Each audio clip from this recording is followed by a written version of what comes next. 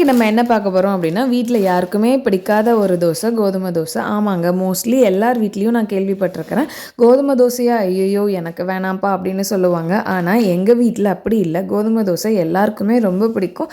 முக்கியமாக என் பையனுக்கு ரொம்ப பிடிக்கும் கோதுமை தோசை. அதோட சீக்ரெட் என்ன அப்படின்னு பார்த்தீங்கன்னா, நம்ம தோசை விடுறப்போ இதே மாதிரி நல்ல மாவை தண்ணியாக கரைச்சிக்கோங்க. அப்போ தான் தோசை வந்து லேசாக வரும். அப்புறம் மாவு கரைக்கிறப்போ ரவை போட்டு நம்ம மாவு கரைச்சோம் அப்படின்னா அந்த கோதுமை மாவோட வலுவழுப்பு தன்மை இல்லாமல் கொஞ்சம் கிறிஸ்பியாக நமக்கு தோசை கிடைக்கும். தோசை விடுறப்போ இதே மாதிரி அங்கங்கே நம்ம கேப் விட்டு நம்ம தோசை விட்டோம் அப்படின்னா அந்த கேப் ஃபுல்லாகவே நல்லா மொறு மொறுன்னு கிறிஸ்பியாக இருக்கும் நம்ம தோசை வந்து சாப்பிட்றப்போ.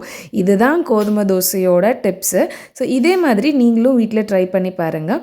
இதே மாதிரி திருப்புறப்போ ரொம்ப மெதுவாக திருப்புங்க. ஏன்னா நம்ம அங்கங்கே கேப் விட்டுருக்கிறதுனால அது பிஞ்சு போகிறதுக்கு நிறைய சான்சஸ் இருக்குது. ஸோ கொஞ்சம் கொஞ்சமாக மெதுவாக ஒவ்வொரு சைடாக எடுத்து விட்டுட்டு நம்ம கோதுமை தோசை இதே மாதிரி திருப்பி போட்டோன்னா இதே மாதிரி நல்லா முறு முறுன்னு எம்மியான கோதுமை தோசை கிடைக்கும். இப்படி தோசையை யார் தான் வேணான்னு சொல்லுவாங்க. நீங்களும் ட்ரை பண்ணி பாருங்கள்.